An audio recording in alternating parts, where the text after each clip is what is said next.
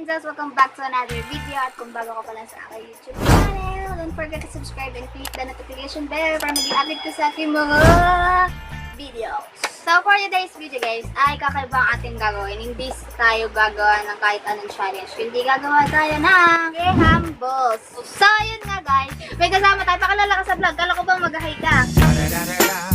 It's the motherfucking Digo Double G. Snoop Dogg. Oh, pakilala ka na. Oh, dali, pakilala ka na sa vlog. Sabi mo, hi po. Dali. So, yun, nahihiya ka. So, kasama natin yung, yung anak ko sa labas. Si Carl. Ay, ka na, dalihan mo na para matasa itong vlog na to. Oh. So, for today's vlog, meron tayo mga ingredients dito. Ito, marshmallow. Yan.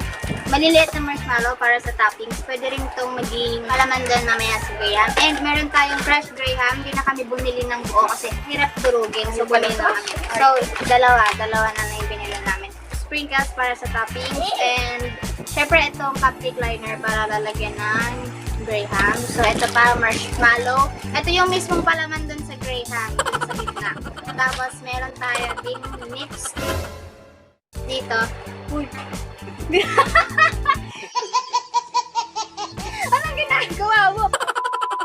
So, meron tayong nips dito guys at isa rin sa topping. And syempre, bumili kami ng condensed. Actually, dapat bibili namin ay condensada para sakto lang yung tamis. Pero kung gusto niya ng matamis, ito gamitin niya. Pero kung ayaw niya naman ng matamis, bili na lang kayo ng all-purpose cream para katamtaman lang yung inyong panlasa. Kasi hindi naman lahat ng titikim is gusto na matamis, gusto rin ng katamtaman lang. So, meron din tayong cupcake box para sa ating plating mamaya. So, ito yung gagamitin natin. So, 5 pieces to, pero hindi ko alam kung ilang graham yung magagawa natin. Pero ito yung nabili namin. So, nasa description box lahat ng presyo at yung measures na gagawin nating graham bowl. So, ito pa, meron tayong spatula. Itong mga sandok na gagamitin natin. Ito mga equipments, tas itong box. So, yeah, let's really do. Let's start this video.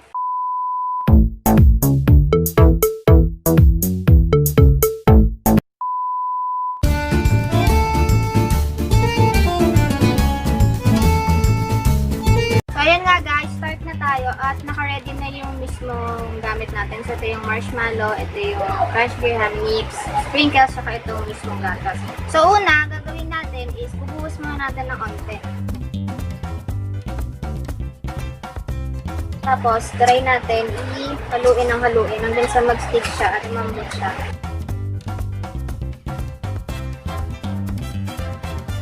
Nasa sa inyo pa rin guys kung gaano katamis pala yung gagawin yung graham balls. Kasi baka minsan, or madalas kasi nakakaumay kapag ka masyadong matamis. Pero itong condensed is sakto na siya.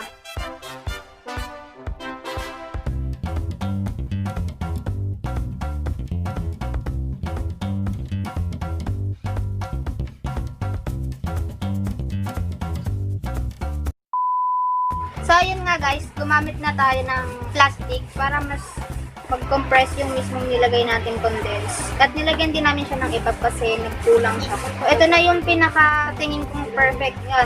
Gagamit na ako ng kamay. Naghugas ako guys. Bago nyo to gawin ay maghugas muna kayo ng kamay para iwas tayo sa germs. So yan. Kakamayin natin guys Basta naghugas ako ng kamay.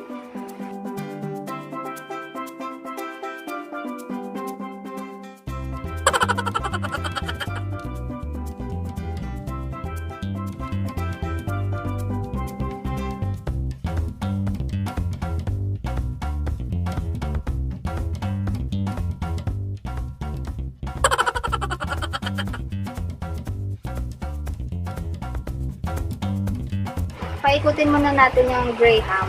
Tapos, lagyan natin siya ng isang toppings na nips. Diba? Tapos, lagyan natin siya dito sa may cupcake liner. So, ulitin lang natin siya.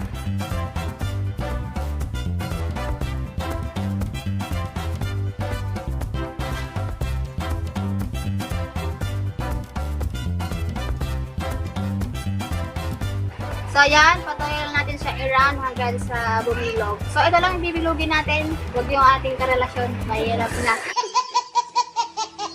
Pag binilog natin. So, ayan. Ulit-ulit lang.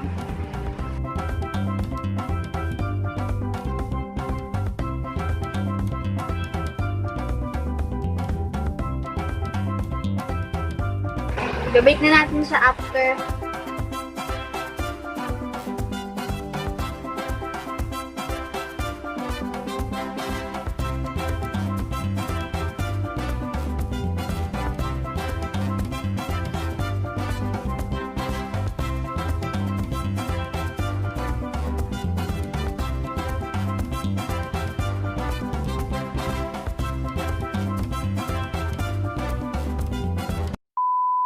So, ayun nga guys, plating na tayo at itignan natin kung ilan yung malalagay dito sa mismong box na to.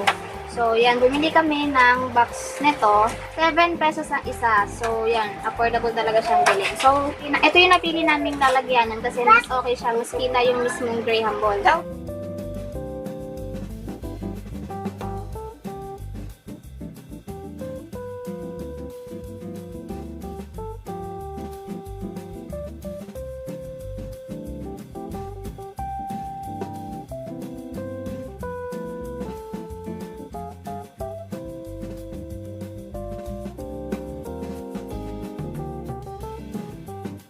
ayan guys. Ito yung mismo na ilagay. So, 8 pieces siya. At pwede nyo siyang ibenta worth of 75 to 80 pesos. So, sulit na marami nang bibili siguro. Ito yung mga gawa na namin. So, yan. I-cover na natin siya. So, wala kaming ribbon. Pero pwede nyo siyang lagyan ng ribbon para mas okay siyang tignan pagka ibebenta nyo siya.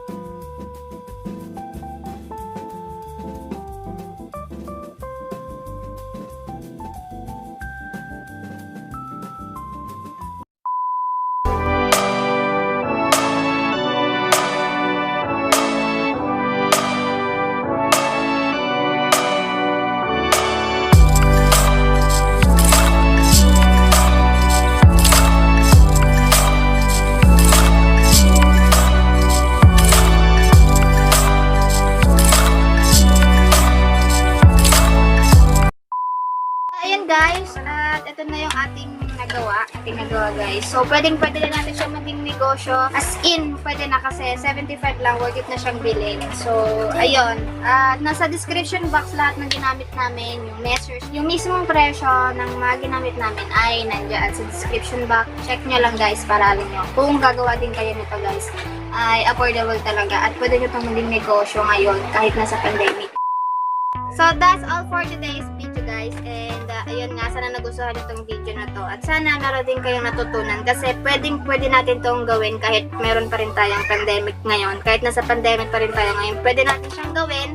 At ito guys, ang aming nagawa at aking nagawa. And ulitin ko lang, 75 pesos lang pwede na itong ibenta. And please give this video a thumbs up kung nagustuhan nyo. Yun, kita po ulit tayo sa aking susunod na video. See you on my next vlog! Bye-bye!